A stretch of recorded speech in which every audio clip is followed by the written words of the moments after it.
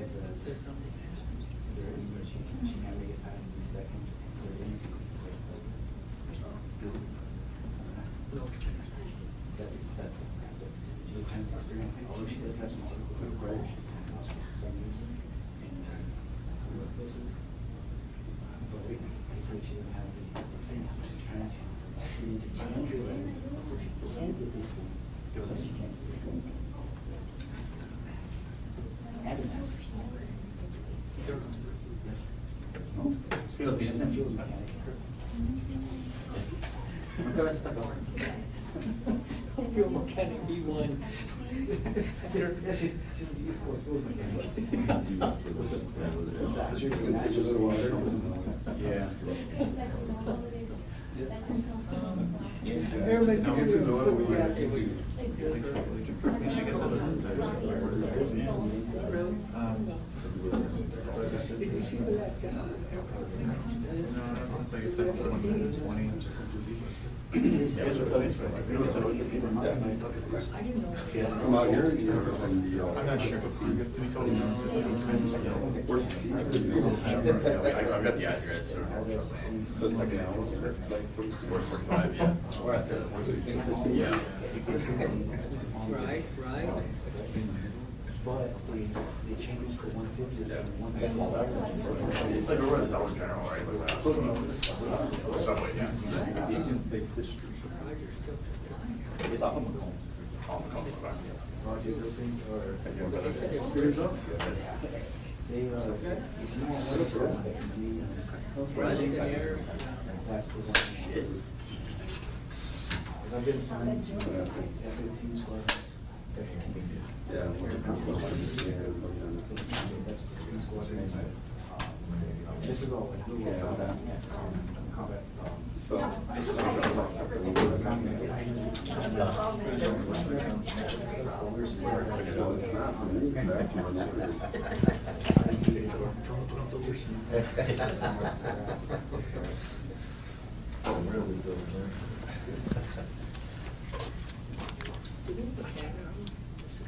¿Me escucha? ¿Sí? 3. ¿En vivo y en directo? ¿Sí? ¿Escucha? No, ya no. No, ya no. You guys had your chance, ni modo. ¿Sí? ¿Se escucha? ¿Sí? ¿Ya? ¿Mic check? When you set it up, just do me a favor, she's gonna have her notes up here. Okay. And she's gonna be going off of her notes. So if like you on can this just- side? Yeah, if you can just make sure that she has room to use her notes and everything. 3. Yeah. Okay, I'll just put it like that. Something like Okay. Is it gonna fall? that? Nah, it won't. Okay. Nah, it won't. 3. ¿Me escuchan? Mic check? Yeah? 3, 2, 1. 3. Yes?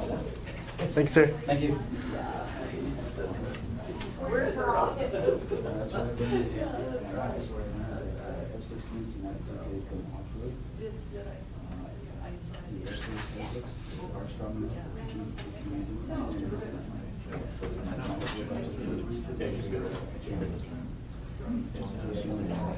I went to the white lanes.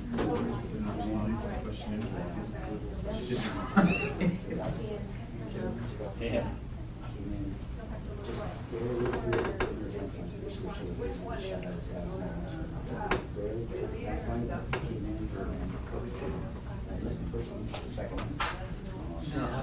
One of them has like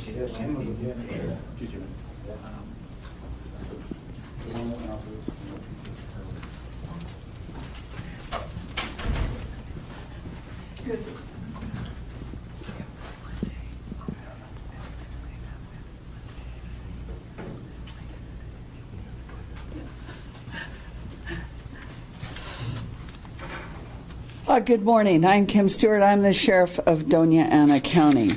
I'm here today to discuss and follow up with you on an event that happened this last Monday at about 2:20 in the afternoon. This occurred in Chaparral near Prescott. It was actually in the area of Oasis, and we'll get that clarified. But first, let's talk a little bit about the individual who was involved in this and the circumstances leading up to it. Also, let me preface this by saying we have new equipment now. As of within the last 3, 4, 5 months. It's called Axon. And Axon not only has a wonderful body cam, but it's our tasers are tied into Axon and that system. So when we give you generally times of things, they're very, very, very accurate. And I want to point out to you all that the Board of County Commissioners was instrumental in approving this mid-year budget change. It's very, very expensive, and I so appreciate it. I think you're going to be able to see today the value of the quality of those products and why we moved in that direction. So let's begin with a little bit of information. Just for a review, of course, the officer-involved shooting task force is comprised of these departments, members from them. They are differently trained to be able to handle these OIS situations. And they were activated almost immediately. So their efforts go in line with our criminal investigation detectives as well as our administrative investigators. So it all comes a parallel process, but they don't interact. So next, this is the suspect. He is Mr. Guzman. Was known to us. He was known to the officer, the deputy who stopped him. He has in his history 35 arrests. This is his criminal arrest history right here. So we want to show you that to show that we have certainly had prior contact with this individual. Here are some of the things most recent that you can see he was arrested for. Certainly aggravated assault, resisting arrest, and generally disorderly conduct, which is going to come up here momentarily. So that'll give you an idea of just pretty recent information. He was a resident of Chaparral, we believe, at the time this occurred. So as my initial statement came out, there was a 911 call about a suspicious person on the property in that vicinity, and it's at, generally it was at Prescott Anthony in that area. It was about, I'm going to say, four blocks east of where he is contacted for the final time. So there was quite a bit of space between the initial contact and him being finally stopped. So you can see that the deputy makes contact with him after he leaves, Mr. Guzman leaves the property where the reporting party is calling from. Reporting party calls, says someone's been on my property, taking some property. There's some little bit of discrepancy about did the person take it or did he not, but there's some conversation about that. And you see Mr. Guzman is contacted not too far away from that house. Then there is an attempted arrest and a short pursuit after the deputy finds that there was a no bail warrant for him. So I'm going to show you today 2 videos, and the first one is our initial contact with the deputy's initial contact with Mr. Guzman.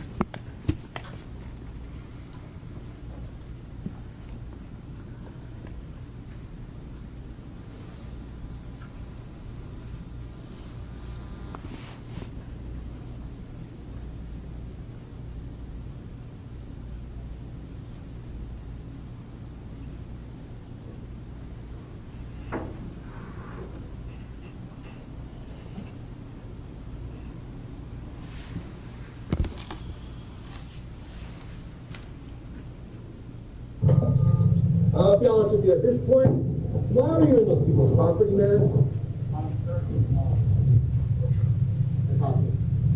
That's it? I turned the tablet, it wasn't there, and I walked, let me walk away. Okay. But before you think, sir, I dealt with you in the past, man. We've been cool.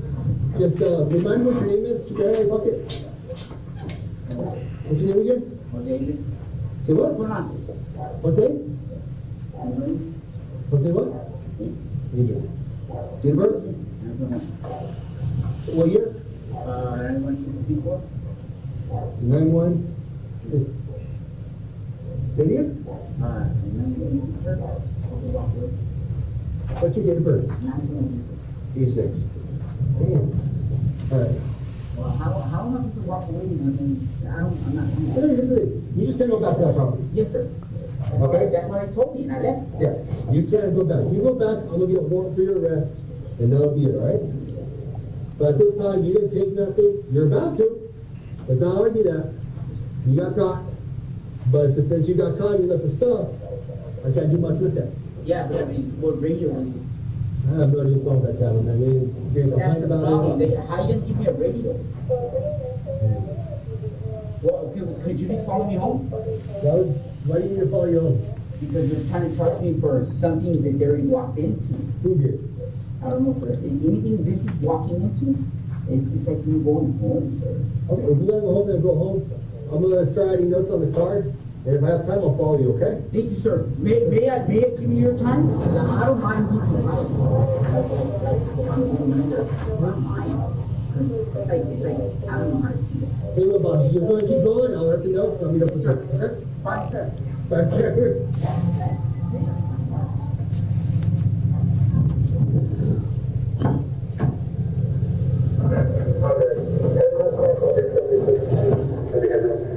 So what the deputy does at this point is Mr. Guzman is walking down the street and the deputy is running Mr. Guzman for warrants at this point. So you'll see in the next frame where there is no bond warrant for his arrest, and the deputy pursues him at that next point, which is about in the 300 block of Prescott Anthony.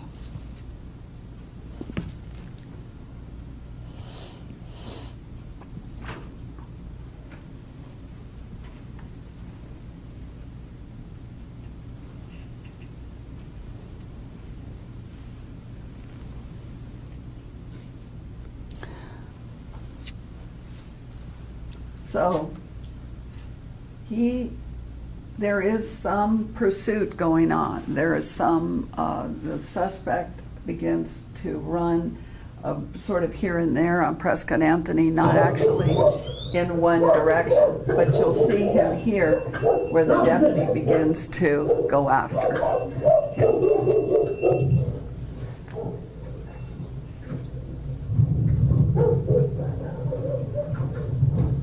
Close Central. And one male running southbound on West Anthony.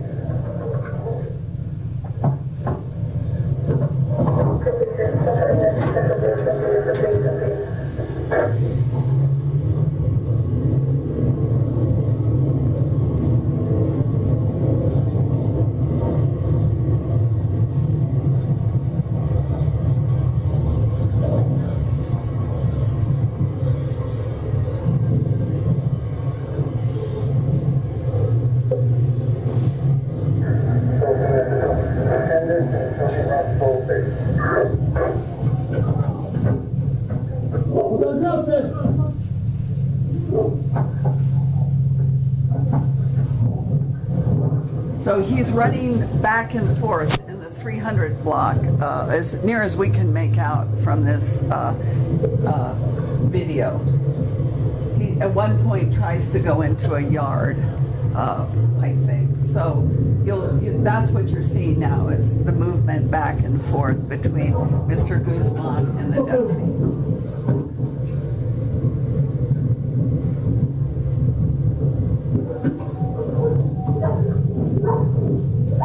What's that?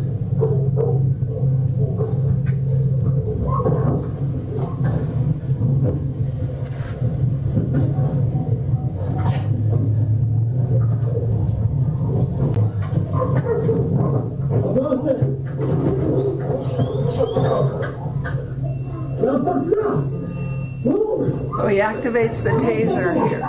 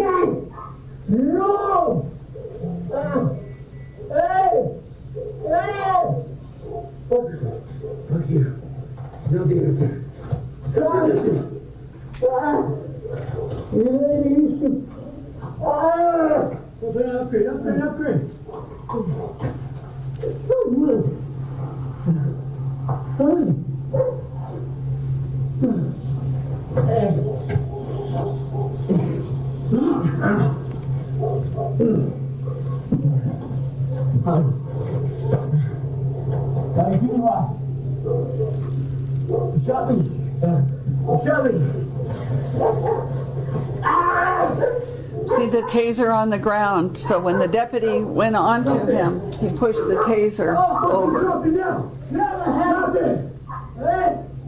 Drop it! Drop it! Drop it! Drop it now! Drop it! No! I said drop it! I said drop it! That is just about where this video ends. Bear in mind that when he first gets hold of the taser, he grabs it by the barrel. He turns it around in his hand so that he has it in a manner which he could deploy it. The taser is still loaded, still active. It was deployed several times and was ineffective, but it was still charged at this point. So when he pointed it at the deputy, it was considered potential lethal force. I want you to also know, while the deputy is struggling with him, by the way, that was real time, so it went on a little less than 5 minutes. That's a long time to hold someone and try to contain them. He called for help more than once. Our radio system does not pick it up. So his calls for help, his partner in there in that particular district was on another call and was responding at this point. But the deputy's calls for additional assistance were never heard. So this is at the point where it ends, and it ends in that 300 block of Prescott Anthony. I'm not going to answer any questions further about this because, of course, there is an investigation. And like I like to point out, this is what we know right now. And what you're seeing is what certainly is part of the case that's going to ultimately go to the district attorney. So I want to close with one comment, and I want to address the deputy involved. This was a tragic event that some in the media decided to take my 100-word press release on this matter and alter it to fit another narrative, a hostile and judgmental narrative. I hope you understand, Deputy, that other than to reiterate a couple of these points in follow-up calls, I said nothing more. I speak to the media during these stressful events because the public clamors for transparency. I recognize from a lifetime of dealing with the media, there are inherent risks in talking to the media and taking that consistent position. I still believe that position is the correct one. My apologies, Deputy, to you and your family for this blatant misrepresentation of your actions, and I hope today we have clarified it. Thank you for coming.